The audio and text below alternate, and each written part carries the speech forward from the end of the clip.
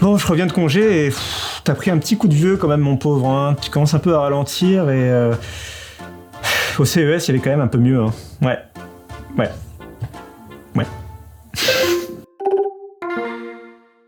Depuis 2 ans, avec la crise du Covid, vraiment, il y a une grande tendance dans la tech, c'est le retour en force du PC. La tablette n'a pas réussi à le remplacer, le smartphone n'a pas réussi à le remplacer. Vraiment, pour bosser, on a besoin d'un bon PC.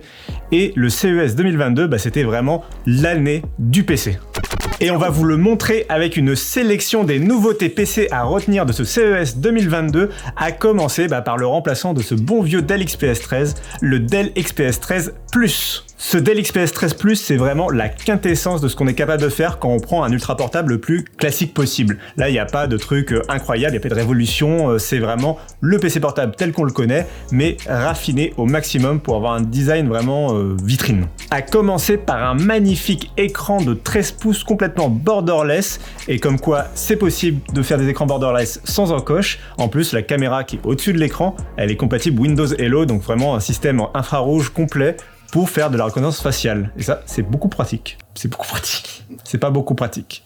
C'est un peu plus pratique. Un peu plus mieux, beaucoup pratique. Mais si le parallèle avec Apple n'était pas assez clair, on a aussi une touch bar. Alors c'est pas vraiment la touch bar d'Apple sur ce Dell XPS 13 Plus, c'est plutôt une barre de touche tactile qui est au-dessus du clavier et qui va remplacer les touches de fonction ou les touches multimédia pour contrôler le volume, etc. En revanche, si vous êtes fan de la touch bar d'Apple, imaginez un PC portable où on supprime le clavier, le pavé tactile et on remplace tout par une touch bar géante qu'on appellerait un écran. C'est le ZenBook Fold OLED. On connaissait le smartphone pliable qui se déplie pour devenir une tablette, ça c'était les Galaxy Fold de Samsung, et Asus ils veulent faire la même chose mais appliqué au PC portable. On a un écran géant pliable de 17 pouces qui va se replier pour se transformer en PC portable. C'est aussi pour ce genre de démonstration qu'on aime bien le CES dès le début de l'année parce qu'il va nous montrer peut-être ce qui sera l'une des tendances de l'année dans le monde du PC, les PC à écran pliable. Asus ouvre la voie et on se demande si ça va vraiment être pratique à utiliser puisque on n'a plus de clavier ni de touchpad. L'idée, c'est vraiment d'avoir à la fois le côté ultra portable quand il est replié et en même temps la tablette géante pour regarder tranquillement du Netflix au lit. Si comme moi votre métier implique d'utiliser un clavier vraiment au quotidien pour taper du texte, rassurez-vous, si vous avez peur d'utiliser un écran tactile sur ce genre de PC, Asus a prévu le coup puisqu'il y a un clavier fourni avec la machine, un clavier que vous allez pouvoir poser sur la partie inférieure de la machine pour le transformer vraiment en PC portable plus classique. Ce ZenBook Fold OLED, en tout cas, il fait une belle vitrine pour Asus à ce CES et c'est ce qu'on attend de ce genre de salon. Ça met vraiment des paillettes dans les yeux, mais on va attendre d'avoir le PC entre les mains pour voir vraiment ce que ça vaut et notamment pour voir comment Windows va réagir et s'adapter à ce genre d'appareil. On parlait du boom du télétravail depuis la crise du Covid et de vitrine technologique, le Samsung Odyssey Arc, il fait les deux au CES 2022. Sur cet écran géant de 55 pouces, Samsung promet qu'il pourra aussi bien vous accompagner pour du télétravail avec du multitâche comme pas possible, et en même temps vous accompagner aussi pour des sessions de jeux vidéo. Oui, 55 pouces, on se rapproche pas mal d'un téléviseur. Et si vous vous en fichez du télétravail et que vous voulez miser à fond sur le jeu vidéo, alors là j'ai un écran parfait à vous proposer, il remplit tous les critères possibles, c'est un écran d'Alienware. On a là un grand écran de 34 pouces avec une définition de 3440 par 1440 pixels au format 21/9. On a un taux de rafraîchissement qui va jusqu'à 175 Hz et surtout une dalle OLED Quantum Dot. Alors là vraiment, ils ont tout mis. Avec tout cela, l'écran est même certifié G-Sync Ultimate de Nvidia et va permettre d'afficher du HDR jusqu'à 1000 nits. Donc vraiment, on est sur les meilleures caractéristiques possibles pour un écran. On a peur de découvrir le prix. Du borderless, du pliable, de l'OLED, bref, il y avait beaucoup d'innovations du côté des écrans, mais un PC c'est évidemment pas qu'un écran, c'est aussi des composants à l'intérieur. Et là, accrochez-vous parce que ce n'est pas le duel du CES 2022 que je vous propose, c'est vraiment l'octogone qui va opposer AMD à Intel, à Nvidia, à Qualcomm. C'est-à-dire le truc, le match, l'affiche de ce CES 2022. Premier terrain d'affrontement entre Nvidia, AMD et surtout Intel, le marché des cartes graphiques. Oui, Intel se lance enfin pour de vrai sur le marché des cartes graphiques avec les Intel Arc. Et le meilleur exemple pour cela, c'est les nouveaux PC Acer Swift X. Pour la première fois, Acer va laisser le choix aux consommateurs entre une carte graphique Nvidia et une carte graphique Intel.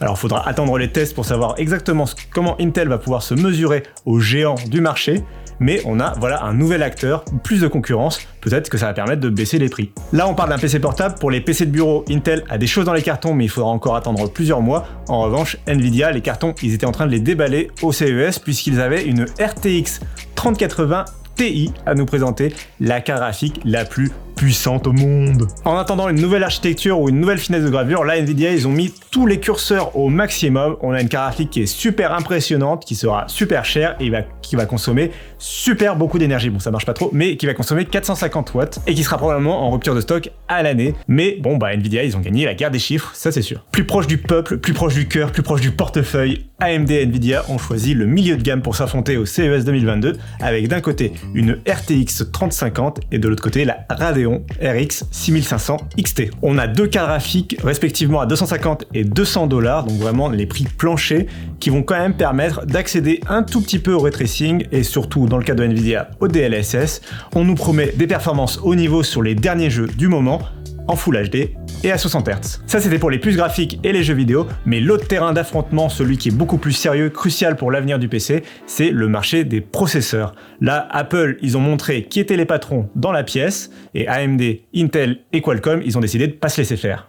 Commençons rapidement par Intel qui lançait en fin d'année dernière sa 12e génération de processeurs, celle-là même qui est une architecture hybride, qui est une architecture de nouvelle génération très ambitieuse. Bah là, Intel, il passait la seconde, c'est le moins qu'on puisse dire au CES, puisqu'ils ont annoncé pas moins de 22 nouveaux processeurs que l'on retrouvera dans les prochains mois dans des PC de bureau et dans des PC portables. Si vous devez retenir qu'une seule chose des annonces Intel, c'est grosso modo que Intel était en retard sur le plan des performances face à la concurrence, et cette 12e génération d'architecture Intel, bah justement, elle va permettre de remonter au niveau avec une architecture hybride qui va quand même permettre de économiser de l'énergie, donc pas trop faire péter la consommation électrique pour les ultra portables. De l'autre côté, AMD avait le problème inverse. Eux, ils étaient en avance sur les performances, mais par contre, c'était le reste des technologies qui sont liées au processeur qui étaient un peu en retrait. Par exemple, Intel avait l'exclusivité du Thunderbolt, alors que AMD était en retrait avec simplement de l'USB beaucoup plus lent.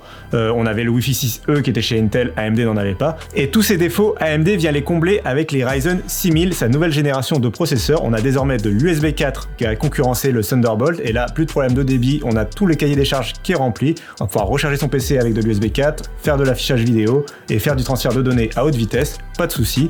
On a aussi le Wi-Fi 6E qui fait son intégration chez AMD.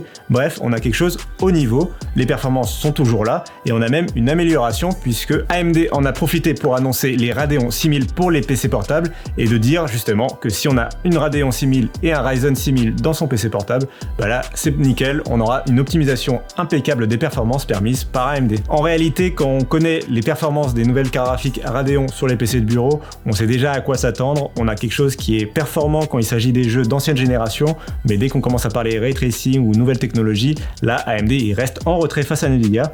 Donc le meilleur combo ce sera peut-être plutôt un processeur Ryzen AMD et une puce graphique Nvidia GeForce. Désolé AMD, désolé.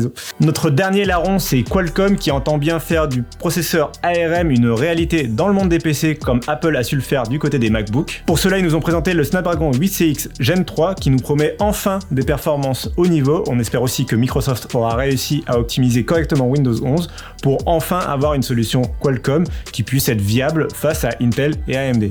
En attendant de pouvoir les tester et de pouvoir vérifier tout ça, on restera plutôt accroché à AMD et Intel du côté de Windows.